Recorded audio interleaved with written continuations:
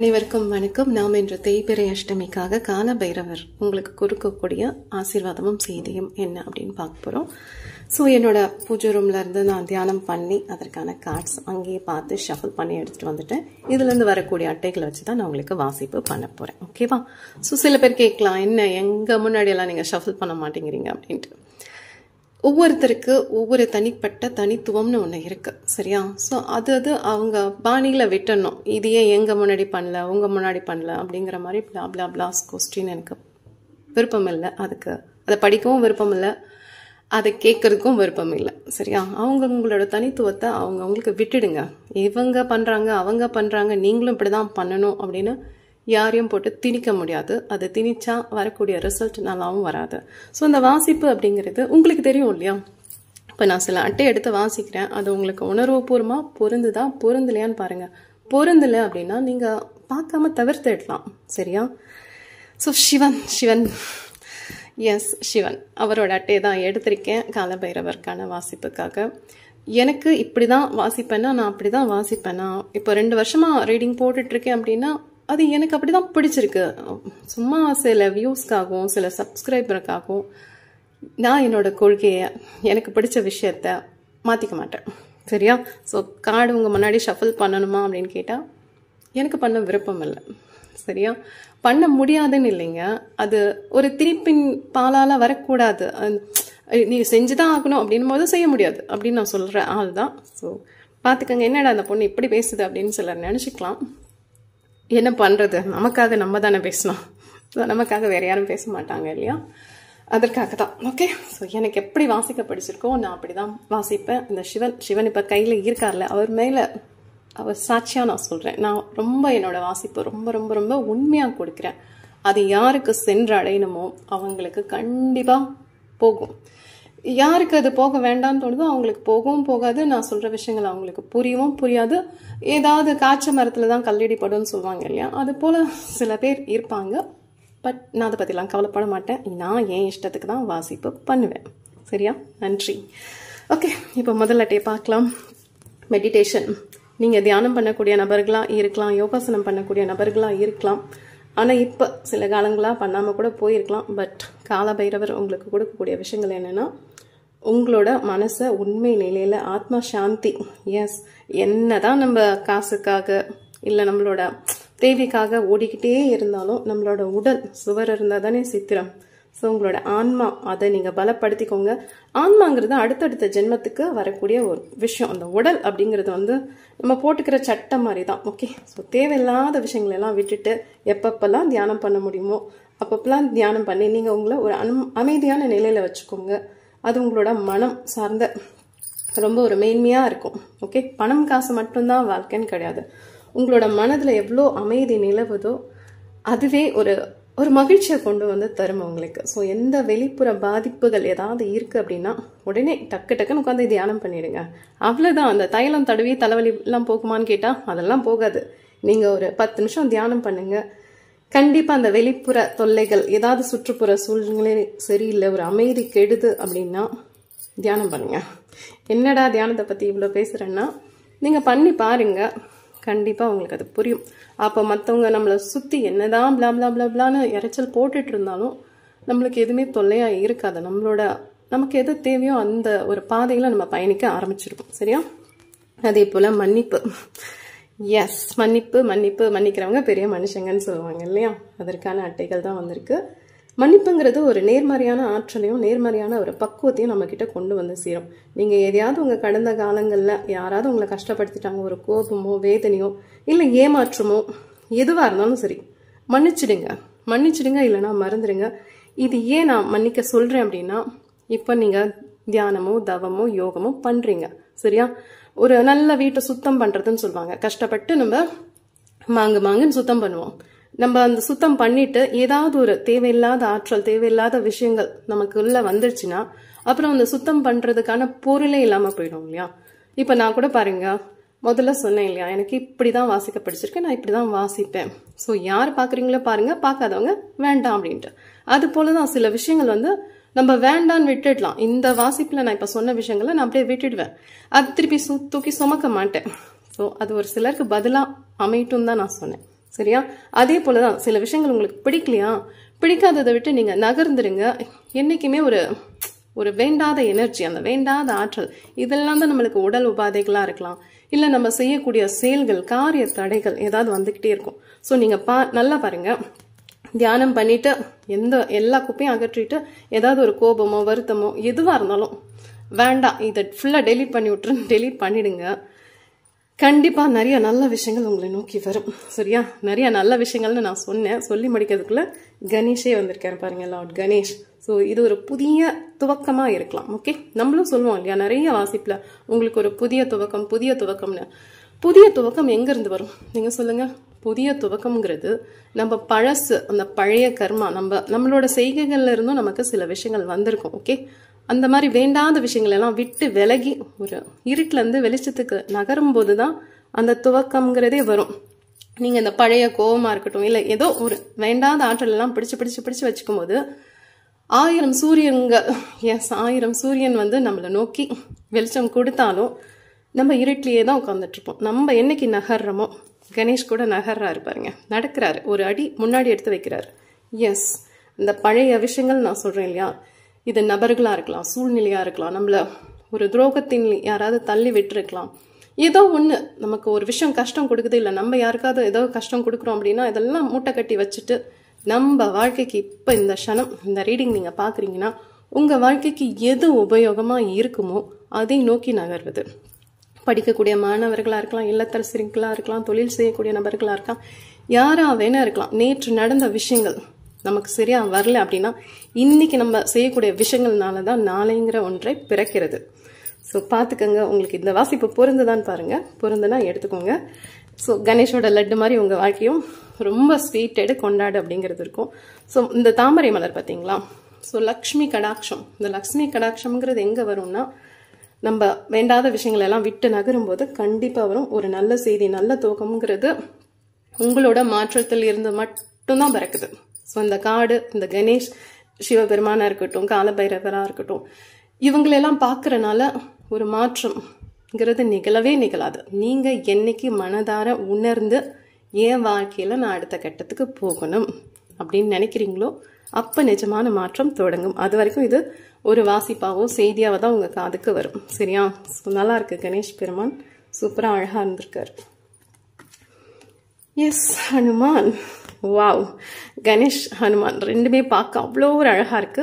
நீங்க வந்து அனுமாரை வழிபடக்கூடிய நபர்களாகவும் இருக்கலாம், ஹனுமன் சாலிசா கேட்கக்கூடிய நபர்களாகவும் இருக்கலாம், ஃப்ளையிங் எங்கேயாவது விமானத்துல பறக்கக்கூடிய நபர்களாகவும் இருக்கலாம். ஸோ பார்க்க அவ்வளோ ஒரு அம்சமா இருக்காங்க. ஏதாவது ஒரு பயணத்துக்கு நீங்க திட்டம் போட்டிருக்கீங்க அப்படின்னா, ஒரு முக்கியமான பயணம் செய்ய வேண்டியிருக்கு அப்படின்னா கண்டிப்பா அந்த பயணம் வந்து இனிதே நிறைவேறும் அப்படிங்கிறது போல இருக்கு. உடல் ரீதியாகவும் நீங்க, நான் சொன்னேன் இல்லையா மெடிடேஷன் சொன்னேன், ஸோ உடல் ரீதியாகவும் நம்மளால ஒரு ஆன்மீக நிலையை நோக்கியான பயணமும் நீங்க மேற்கொள்ளலாம். நம்ம மனசு இங்க இருக்கு, நம்ம ஆன்மா வந்து ஒரு கடவுளை நோக்கி போயிட்டு இருக்கு அப்படின்னா எஸ், அதுவும் சிறப்பு தான். ஆன்மீகம் சார்ந்து நீங்க உங்களோட வாழ்க்கையில அடுத்தடுத்து போயிட்டு இருக்கீங்க, அடுத்தடுத்த நிலைகள் போயிட்டு இருக்கீங்கன்னா அதுவும் ரொம்ப சூப்பர். இப்ப நம்மளுக்கு பொருளாதாரம் சார்ந்து ஒரு தேடல் இருக்கும், இறைவன் சார்ந்து ஒரு தேடல் இருக்கும். அது ரெண்டுமே சரியான நேர்கோட்டில் போகிற மாதிரி தான் இவங்க ரெண்டு பேருமே வந்திருக்காங்க. கணேஷும் வந்திருக்காங்க, ஹனுமனும் வந்திருக்காங்க. ஸோ உற்சாகமான ஒரு பயணமா இது அமையக்கூடிய வாய்ப்புகள் இருக்கு. சில பேர் வந்து ஒரு டூர் மாதிரி போகலாம், இல்லை இடம் பெயரலாம், அப்படி இல்லைன்னா ஆன்மீகம் சார்ந்த முன்னேற்றம் இருக்கலாம். எதுவா இருந்தாலும் இப்ப இந்த ரீடிங் நீங்க பாக்குறீங்கன்னா உங்க ஆற்றல் வந்து அற்புதமா இருக்கு. தெரிஞ்சோ தெரியாமலோ உங்களோட ஆற்றலை நீங்க ரொம்ப சீர் பண்ணி வச்சிருக்கீங்க. சரியா? இது கெடுத்துக்க கூடிய மாதிரியான விஷயங்களை கண்டிப்பா செஞ்சிடாதீங்க. ஏன்னா வீடு சுத்தம் பண்றது தெரியும்ல, மாங்குன்னு சுத்தம் பண்ணுவோம், ஆனா அது அழுக்காகிறது அப்படியே வித்தின் செகண்ட்ல பண்ணிடலாம். ஸோ ஒரு விஷயம் அது நம்ம பாதுகாத்து வச்சுக்கும் போதுதான் அது அழகா பொக்கிஷமா இருக்கும். ஒரு விஷயத்த நம்ம குலைக்கணும், ஈஸியா பண்ணிடலாம், ஒண்ணுமே இல்லை, எடுத்து விட்டுட்டு போயிடலாம். ஆனா நன்மைங்கிறது நமக்கு ரொம்ப கஷ்டப்பட்டு தான் வரும். தீமைங்கிறது இப்ப எடுத்திருக்கேன் பாத்தீங்களா, காடு கரெக்டா வந்துருச்சு பாத்தீங்களா. தீமை பஸ்மாசுரன் கஷ்டப்பட்டு அவர் வந்து தவம் பண்ணி அந்த வரத்தை வாங்கினாரு. ஆனா அவரோட பேராசையின் காரணமா, சுயநலத்தின் காரணமா தான் தலையிலே தானே கையை வச்சு நெருப்புக்கு இரையாயிட்டார். எஸ், இந்த காடோட பொருளும் இதே தான். பஸ்மாசுரன் மாதிரி உங்களுக்கு ஏதாவது ஒரு அதிகாரம் இருக்கு, ஆற்றல் இருக்கு அப்படின்னா அது எப்பவுமே நீங்க ஒரு தவறான முறையில பயன்படுத்தாதீங்க. உங்களுக்கு ஒரு நல்ல வாய்ப்பு வருது அப்படின்னா அதை நல்ல முறையில் பயன்படுத்துங்க. உங்களோட அறிவாக இருக்கலாம், திறமையாக இருக்கலாம், எதுவாக இருந்தாலும் சுயநலம் இல்லாமல் பயன்படுத்தினீங்கன்னா இந்த காலகட்டத்தில் சில நேரங்களில் நம்மளுக்கு வந்து ஒரு கண்ணை கட்டி விட்ட மாதிரி இருக்கும். நம்மளுக்கு சரியா தெரியாமல் சில தவறுகள் பண்ணிடுவோம். அதுக்கு தான் நான் சொல்கிறேன், முதல்ல பைரவர் சொன்னதே தியானம் பண்ணுங்க. எஸ், தியானம் பண்ணுங்க, யோகாசனம் பண்ணுங்க. மனதை எவ்வளோ அமைதியாக வச்சுட்டு நம்ம ஒரு விழிப்பு நிலையில் இருக்கிறோமோ, இது நான் அப்படின்னு நீங்கள் பார்த்துக்கிட்டே இருந்தீங்கன்னா போதும். எஸ், நீங்கள் உங்களை வந்து ஒரு மூன்றாம் நபர் போல பாருங்க. அப்போ நீங்கள் செய்யக்கூடிய விஷயங்கள் என்ன, நீங்கள் நன்மை செஞ்சாலும் சரி, அது உங்களை தீமையை நோக்கி பயணிக்க வைக்கிது அப்படின்னாலும் சரி, கரெக்டாக எங்கே பிரேக் போடணுமோ அங்கே பிரேக் போட்டு உங்கள் புத்தி சொல்லும், இதெல்லாம் செய்யாத, இதெல்லாம் உனக்கு உகந்தது அல்ல அப்படின்னு சொல்லிடும். ஸோ அப்போ நீங்கள் அதுலேருந்து தப்பிச்சுக்கலாம். ஸோ நல்ல விஷயங்கள் இருக்கான்னு கேட்டால் கண்டிப்பாக இப்போ இந்த வாசிப்பை பார்க்குறீங்கன்னா உங்ககிட்ட நிறைய நல்ல விஷயங்களும் இருக்குது. அதே நேரம் ஒரு கோபத்துலேயோ இல்லை நான் அப்படிங்கிற ஒரு அகம்பாவம், எஸ் இந்த வார்த்தையை நான் சொல்லக்கூடாது, ஆனால் என்ன பண்ணுறது, அந்த அட்டையை படிக்கும் போது எனக்கு சொல்ல தோணுது. ஸோ அது போல் ஏதாவது ஒன்று இருக்குது அப்படின்னா அதை பார்த்துக்கோங்க. அந்த ஒரு தவறான செயல்களில் ஈடுபடாதீங்க, சரியா? ஸோ அது நம்ம வாழ்க்கையை கொண்டு போய் வேற எங்கேயாவது திசை திருப்பி விட்டுடும். நம்ம சம்பாரிச்ச நல்ல பேர் இதையெல்லாம் வந்து கெடுத்து விடக்கூட வாய்ப்புகள் இருக்கு. ஓகே, செய்யும்போது தவறுகள் செய்யும்போது நமக்கு ஒண்ணுமே தெரியாது, ஆனால் செஞ்சு முடிச்ச பிறகுதான் அதோட கஷ்டம் நம்ம படிப்படியாக அனுபவிப்போம். ஸோ தவறுகள் செய்யாதீங்க, செய்யாதீங்க, செய்யாதீங்க. ஓகே, நல்லது மட்டும் செய்யுங்க. நல்லது செய்ய முடியலன்னா பேசாம அப்படியே விட்டுடலாம். ஓகே, தவறுங்கிறது நம்ம செய்யக்கூடிய செய்கைகள் மட்டும் கிடையாது, செயல்களால் மட்டும் கிடையாது, எண்ணத்தால். எண்ணமே நம்மளோட வாழ்க்கையா இருக்கும் இல்லையா? எண்ணம் போல் வாழ்க்கைன்னு சொல்லுவாங்க. அந்த எண்ணத்தின் பாலால கூட ஒரு தீங்கான விஷயத்த நம்ம அடுத்தவங்களுக்கு நினைக்காம இருக்கிறதும் நம்மளுக்கு ஒரு கெட்ட கர்மாவை கொண்டு வந்து சேர்க்காம இருக்கும், சரியா? ஸோ முடிஞ்ச அளவுக்கு நல்லா தியானம் பண்ணுங்க, மன்னிக்க பழகிடுங்க. இவங்க 2 பேரும் கெட்டியா பிடிச்சிக்கோங்க. ஹனுமன் சாலிசா படிச்சாலும் சரி, கேட்டாலும் சரி. அதே போல கணேஷ், ஓம் கம் கணபதியே நமஹா சொல்லிக்கிட்டே இருங்க. உங்களோட சுவாசம் நீங்க எப்படி சுவாசிக்கிறீங்க அதே போலதான் இது சொல்ல சொல்ல சொல்ல சொல்ல நம்மளை நோக்கி நிறைய நல்ல சக்திகள் வந்து நம்ம கிட்ட இருக்கிற அந்த வேண்டாத ஆற்றல்கள், தேவையில்லாத ஆணியெல்லாம் அதுவாகவே விலகி போயிடும் அப்படிங்கிறது போல இருக்கு. சரி, இதெல்லாம் பண்றதுனால என்ன கிடைக்கும் அப்படின்னா ஒரு மிகப்பெரிய மாற்றம் உங்க வாழ்க்கையில உங்களுக்கு வர வாய்ப்புகள் இருக்கு அப்படிங்கிறது போலதான் இந்த கடைசியா வந்திருக்கக்கூடிய அட்டை, 6வது அட்டை வந்திருக்கு. ஸோ நல்ல ஒரு அட்டையா இதை நான் கருதுறேன். எஸ், என்னால் இதை படிக்கும்போது நல்ல ஒரு மாற்றம் உங்கள் வாழ்க்கையில் வருதுன்னா வர வாய்ப்புகள் இருக்குது. அது உங்களால் மட்டுமே வருது. ஸோ கடவுள், இறைவன் துணை இருக்குன்னா கண்டிப்பாக இருக்குது. ஆனால் உங்களுக்கு தெரியும்ல, ஒரு பெரிய மாற்றம் வருது அப்படின்னா அதற்காக நிறைய விஷயங்கள் நடக்கும், சரியா? ஸோ ஒரு விஷயம் உருவாகுது அப்படின்னா எங்கேயோ ஒரு விஷயம் ஒரு கலைஞ்சி அது மறுபடியும் ரீரைட் பண்ணுற மாதிரி தான். உங்கள் வாழ்க்கையில் சில விஷயங்கள் வந்து சரியாக போகாமல் கூட இருந்திருக்கலாம். அதையெல்லாம் கடவுள் வந்து ஒரு செதிச்சு விட்டுட்டு ஒன்று வந்து புதுசாக துவங்கிறது அப்படின்னு சொல்லுவாங்க இல்லையா? எஸ், கணேஷ் வந்திருக்காரு பாருங்க. நம்ம புதுசாக அந்த விநாயகர் பெருமானை வந்து மஞ்சள் கொண்டோ இல்லை களிமண் கொண்டோ பிடிப்போம் இல்லையா? அது போல தான் நம்ம செஞ்ச தவறுகள்லாம் போய் இப்போ உங்கள் வாழ்க்கையில் வந்து ஒரு புது உருவம் வரப்போகுது அப்படின்னா வர்றதுக்கு சான்சஸ் இருக்குது. ஏன்னா இது வந்து ஒரு பிரளயம், ஒன்று அழிஞ்சி ஒன்று தொடங்குது அப்படிங்கிறது போல தான் மாபெரும் மாற்றம் உங்கள் வாழ்க்கையில் நடக்கலாம். அந்த மாற்றம் வந்து ஒரு நிலையான மாற்றமாகவும் அமையலாம். ஸோ பல கஷ்டங்களுக்கு பிறகுதான் ஒரு நல்லது நடக்குமானா கண்டிப்பாக கண்டிப்பாக. ஆனால் பல கஷ்டங்கள் பல சிரமங்களுக்கு அடுத்து ஒரு நல்லது நடக்குதுன்னா அதுவும் ஓகே தானே? எஸ், ஓகே தான். எங்கேயுமே நம்ம நிற்கல இல்லையா, ஓடிக்கிட்டே இருக்கோம்.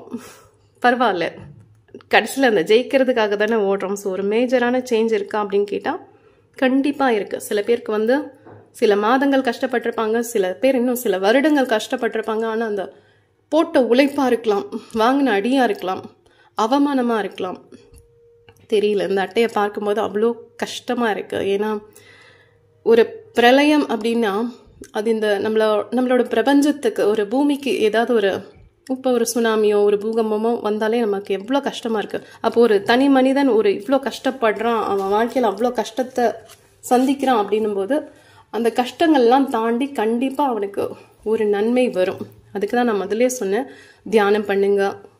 உங்களுக்கு எந்த இறையாற்றலோட இணைய முடியுதோ அது. நான் இப்போ இதில் வந்து கணேஷ் வந்தது, ஹனுமான் வந்தது. உங்களுக்கு பிடிச்ச தெய்வம்னு இருக்கும் இல்லையா?